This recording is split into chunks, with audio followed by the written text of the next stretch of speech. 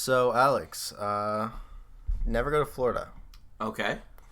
I probably already wasn't going to do that. It might get a whole lot more dangerous soon. Oh, really? Yeah, you know how they say don't drink the water in certain places? Yeah? Florida's going to be added to that list pretty soon. Why do you say that? Well, because Florida Power and Light wants to build 2 new nuclear power plants and use the waste and cleaning water from the nuclear power plants, to poison the water supply. How so? Well, South Florida has 2 aquifers, Okay. one on top of the other. The lower one's called the Boulder Zone, and they want to put all the nuclear waste and reactor cleaning water in the Boulder Zone. Do they just really want to kill people or something? Well, they claim that it's perfectly safe. However, scientists are saying, no, it's not. Yeah, I don't think that you can put radioactive waste in water and call it perfectly safe. So I'm not a nuclear scientist. They say it's hermetically sealed. Nothing in Florida is hermetically sealed. I don't even know what hermetically sealed means. Basically means it's safe to put nuclear waste in it because it's sealed. Oh, okay. It's sealed hermetically. I don't know what the word hermetically means. Come on. I don't want to talk to no scientist. Well, then I'll stop playing scientist and I'll just continue on with the story. Thank you. How about that? Is that okay with you, Alex? Yeah, I'd be fine with that. Okay. I just want you to stop using big words that I don't understand. There's a couple problems with this. First of all, being Nuclear waste it's and not water? actually hermetically sealed. In fact, the water from the Boulder Zone Mm-hmm. mixes with the Atlantic Ocean. Yeah, about 13 miles off the coast of Miami, it mixes with the Atlantic Ocean. So, Do you want to explain to the viewers my face? he has a pop filter in front of it, so lower that. He's laughing now, but would you like to recreate the face? I was confused and angry. It was a confused and angry face, viewers. I couldn't even respond. I'm a little Yeah, incensed right now. it mixes with the Atlantic Ocean, and as I'm sure you know, no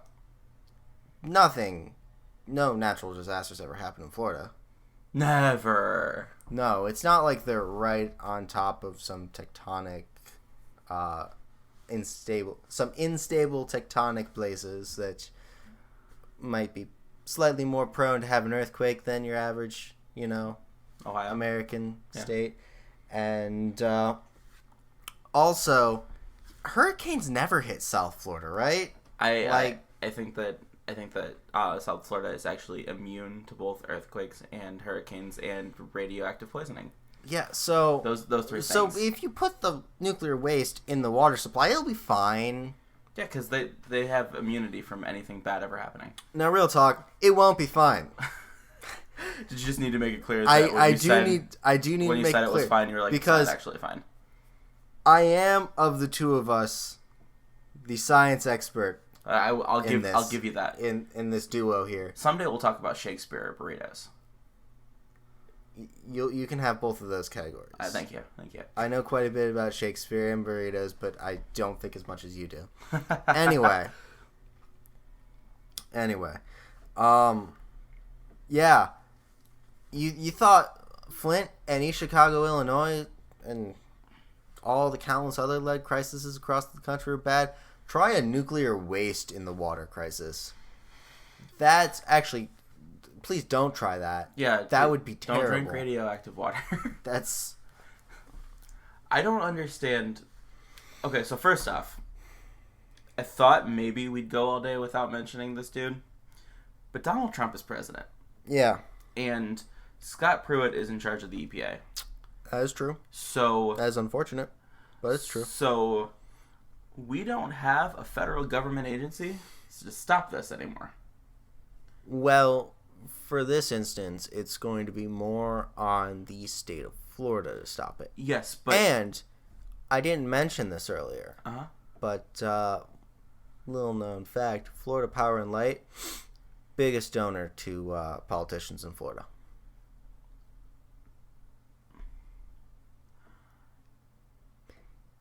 He looks disappointed and not surprised. Yeah, that's about where I am. So, in a perfect world, right? Yeah. We wouldn't this one. We wouldn't rely on nuclear energy because we'd be going with actual safe green energy like solar and wind. Now, nuclear energy, if done well, is safe. I'm sure It's safe, and it's way cleaner and better for the environment than coal, gas, oil, all that. Not as safe or as clean as solar or wind, but we can make a whole nother video about green energy. And okay. I would love to do that. We'll do that. But you guys can look forward to it. So, another perfect world scenario. America doesn't elect Donald Trump and doesn't elect Republicans to lose Democrats in the Senate, and there's actually somebody that cares about Florida enough to stop this. Yeah. Well, if Bernie Sanders was president... Yeah. To be clear, this isn't going to be happening for a while, so if you live in Florida, don't panic just yet. But be ready to panic. Because it's not fully, permitted and everything, but everyone's basically assuming that this is going to happen.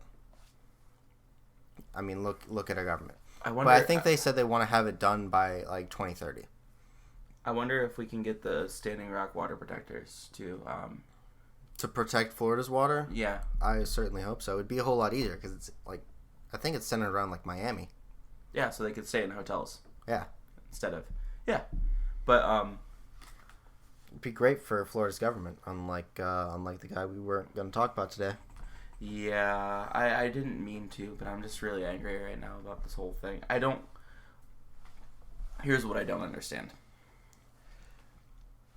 Why is it acceptable? Why has it... I know the answer to this question. I just don't understand it. Why is it acceptable for corporations to kill their customers? Like I said, I understand. Yeah, you would think that wouldn't be profitable. It shouldn't be. However... They're like, hey, your energy bills are going to go down. Until you die. Yeah. Your energy bills will be lowered for your entire life. Yeah. But this is what happens. Well, actually, they'll go up for a while because they have to cover the cost of building nuclear power plants. That's true. This is what happens when there's not enough regulation, and this is what happens in what I want to call a bully capitalist society. Where corporations get to run rampant because they're the ones that actually hold the money. This is why we need socialism. Mm-hmm. In a socialist society, you wouldn't pay for energy. We'll have to make another video all about socialism, too. We actually do have some good ideas for videos. We were struggling for quite a while. That's why this one's being posted 3 hours after our last one. Yeah. But in my perfect world, energy is handled by the state. Because corporations should not be allowed to profit off of basic standard. See, I don't know if energy being run by the state is necessarily perfect world. I think that would be an improvement from what we have, but I think the state heavily regulating energy. Here's why I say, now, understand, I'm pushing. Because I feel like in a capitalist society... And I'm not full-blown socialist. I'm just mostly blown socialist. In a capitalist society, I think energy it'd be better to leave energy to capitalism, because if we can play our cards right, we will make a market push towards green energy. Make it more profitable for companies to go green. And that, well, it will leave the energy grid largely untouched. And I think when you start messing with the energy grid, you're going to run into a lot of problems.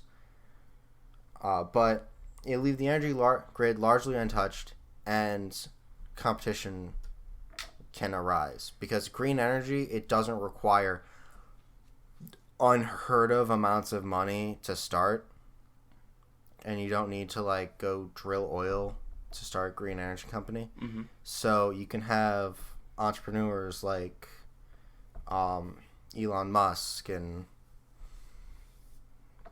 whoever else start green energy companies.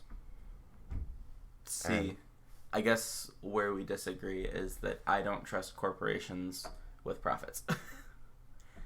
I push the C word every once in a while.